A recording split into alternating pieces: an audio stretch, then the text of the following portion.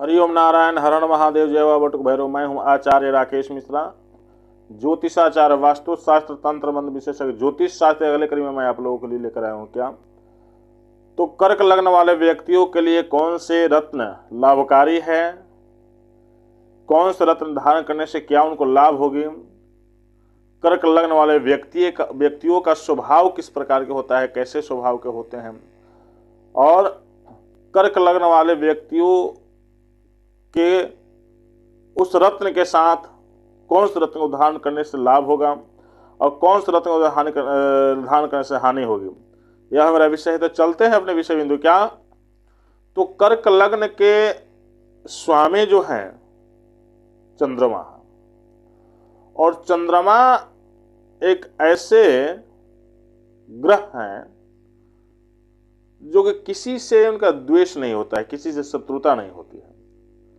और कर्क लग्न वाले व्यक्ति जो होते हैं सबको अपना मित्र, अपना भाई बंधु समझकर ही समाज में जीने की प्रयास करते हैं, क्योंकि उनके स्वभाव जो होती है एक श्लोक का माध्यम से अयम निजः परो वेति गणना लघु चेतसाम उदार चरिता नाम तो वसुधैव कुटुंबः। वो ये जानते हैं कि यह मेरा नहीं है। गणना लघु, जो छोटे बुद्धि के व्यक्ति होते वो ऐसे गणनाएं करते हैं। उदार चेतना तो वसुधैव, वैसे व्यक्ति उदार चरित्र उदार चित्त के होते हैं। वसुधैव कुटुंबम, पृथ्वी पर जितने भी लोग होते हैं वो सबको अपना भाई बंधु इष्ट मित्र मानकर ही सबका सहयोग भावना से करते हैं। इसलिए कर्क लग्न वाले व्यक्ति बहुत ही चतुर, बहुत ही तार्किक और बहुत ही चंचल स्वभाव के होते हैं, बहुत शीतल स्वभाव के होते हैं। जल्दी किसी से विवाद इत्यादि करने की उनके मन में भावनाएं नहीं होती है, और वह स्वयं विवाद न करके दूसरे से विवाद कराने के विशेष संभावनाएं रखते हैं। वो अपने से कभी वो उस भी विवाद में अब यह नहीं चाहते हैं किसी को विशेष क्षति हो, अगले व्यक्ति हमारे से रुष्ट न हो, यह भावनाएं प्रवृत्त होती है उनके अंदर। तो कर्क लग्न वाले व्यक्ति जो होते हैं बहुत ही दिव्य स्वभाव के, बहुत ही प्रखर तीक्ष्ण बुद्धि वाले होते हैं। और क्योंकि कर्क लग्न के स्वामी चंद्रमा है, और चंद्रमा हमेशा शीतलता ही प्रदान करते हैं। क्यों प्रदान करते हैं? तो सभी लोग जानते हैं साइंस के विचार से, साइंस की दृष्टि से सूर्य के प्रकाश के द्वारा जो प्रकाश से प्रतिबिंब निकलता है, और प्रतिबिंब को रिफ्लेक्स के द्वारा समुद्र के जो क्या कहते हैं जल के तरंगों के द्वारा जो प्रकाश संश्लेषण होता है उस प्रकाश से प्रकाशित होते हैं चंद्रमा।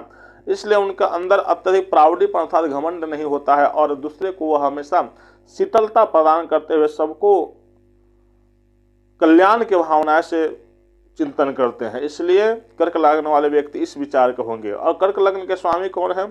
कर्क लग्न स्वामी चंद्रमा है। और चंद्रमा के रत्न कौन सा है? तो चंद्रमा के रत्न जो होती है मोती होती है। मोती देखिए, अब कौन से मोती को धारण कर विशेष लाभ होंगे?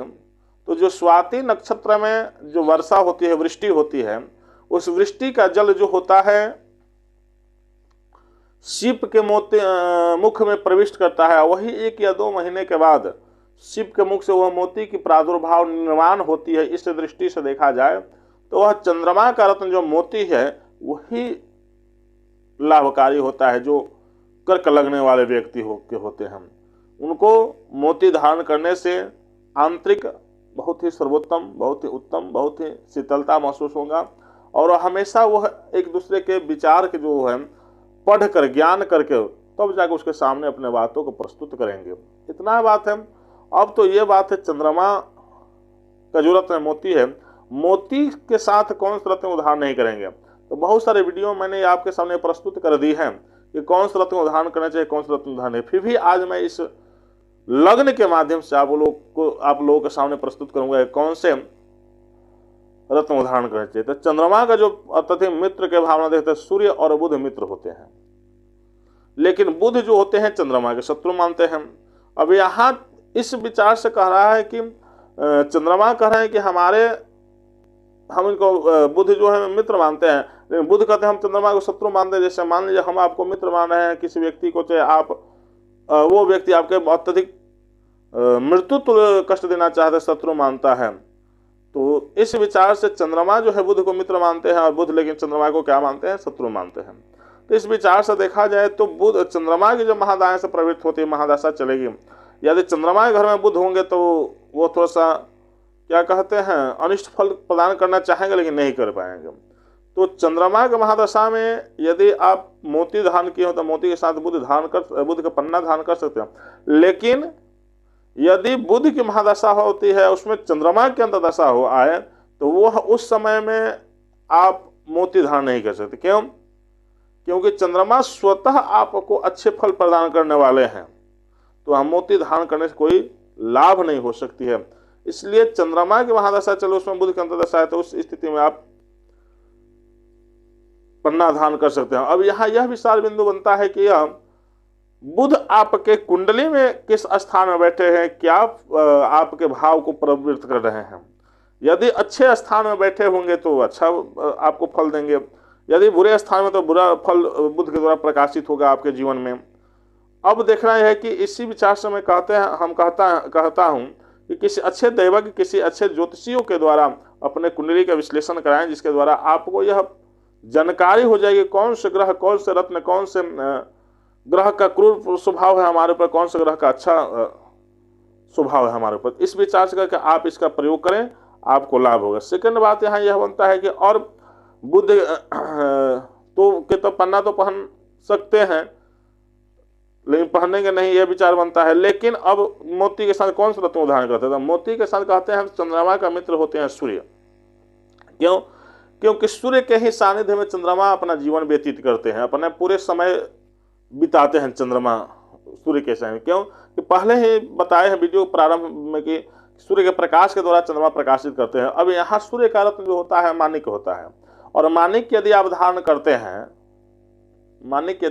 करते हैं सूर्य का रत्न, तो सूर्य और चंद्रमा का प्रबल योग आपका बन जाएगा और यहाँ आप विकास कीजिएगा, नाम फेम सब कुछ प्राप्त करने लगिएगा। अब यहाँ यह भी विचार बिंदु बनता है कि सूर्य की स्थिति देखेंगे अपनी कुंडली में, आपके कुंडली में सूर्य की स्थिति क्या है। सूर्य अगर अच्छे स्थान में, शुभ स्थान में, अपने घर में है तो उसकी बात ही कुछ और है, चंद्रमा अपने घर में तो उसकी बात ही कुछ और है।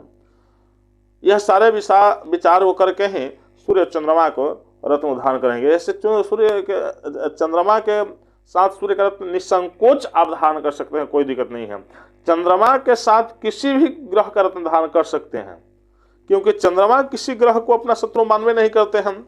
कुछ ऐसे ग्रह हैं जो कि चंद्रमा को शत्रु मानते हैं, लेकिन चंद्रमा किसी को शत्रु नहीं मानते। इसलिए चंद्रमा के रत्न मोती के साथ यह बताते हैं, चंद्रमा अपने दृष्टि से, अपने मुखारबिंद से यह बताते हैं, अपने बुद्धि से बताते कि हम सबके साथ हैं।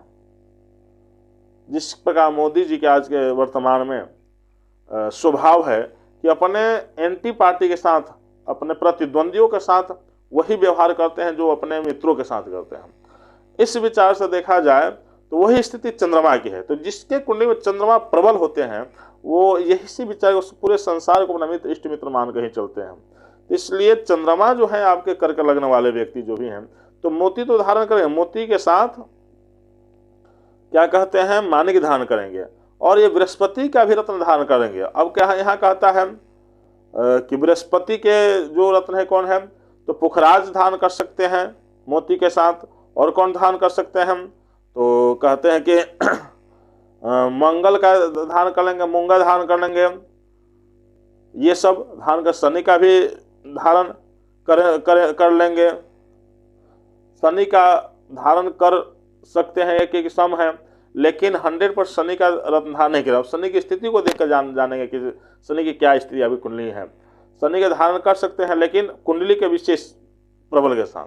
यदि उस स्थिति में मित्र अति मित्र बनते हैं तब जाकर उस स्थिति में हम लोग धारण करें शनि का। लेकिन शनि का यहाँ निश्चित बताता है कि शनि का धारण करने योग्य आपकी कुंडली में चंद्रमा वाले नहीं है। क्यों नहीं है, तो यह विषय बिंदु है कि चंद्रमा जो है जल तत्व के हैं और शनि जो है वो वायु तत्व के हैं। तो वायु और जल के कारण उस जल को और ठंडी बढ़ा देगी। तो इसलिए इस चंद्रमा के रत्न के साथ नीलम शनि के रत्न कदापि धारण नहीं कर सकते हैं। अब यहाँ यह बताता है कि ये तो चंद्रमा तो जल तत्व है और सूर्य जो है अग्नि तत्व है, और अग्नि या चंद्रमा कैसे धारण कर सकते हैं, ये तो विषय बिंदु बनता है, कोई पूछ सकता है, स्वाभाविक बात है। तो यहाँ यह प्रतिबिंब चंद्रमा जो अपने प्रकाश को किसी को पूरे संसार को देते हैं, प्रकाशित करते हैं, तो यह सूर्य का देन है। सूर्य अपने अग्नि तत्व को अपने आप पास रखता है, न कि चंद्रमा के पास रखता है। तो इससे चंद्रमा उस अग्नि तत्व जो सूर्य से प्रतिबिंब छाया से परिवर्तित होकर फिजिक्स के माध्यम से, जो जैसे हम लोग फिजिक्स पढ़ते हैं परावर्ती अपरावर्ती नियम, उस नियम के अनुसार यह जो प्रतिबिंब निकलता है सूर्य के प्रकाश का, तो वह चंद्रमा अपने प्रकाश से दूसरे को प्रकाशित करता है। इस विचार से जैसे बिजली जलती है तो बिना ठंडा और गर्म नहीं जलते हैं, या एक अलग शक्ति का निर्माण करता है, एक अलग तरंगों का निर्माण करता है, ठीक उसी प्रकार सूर्य और चंद्रमा का योग बनता है। इसलिए जब मोती और माणिक धारण करेंगे तो आपका विचार सारों लोगों से अलग हो जाएगा और एक अलग समाज में आपकी पहचान बनेगी, आपका व्यक्तित्व बनेगा। इसलिए चंद्रमा का मोती और माणिक तथा पुखराज निसंकोच आप धारण कर सकते, इसमें कोई संशय नहीं है, इससे विशेष कुछ है ही नहीं। इसलिए इतना ही अपने वाणी को विराम देता हूँ। हर हर महादेव, जय गुरु।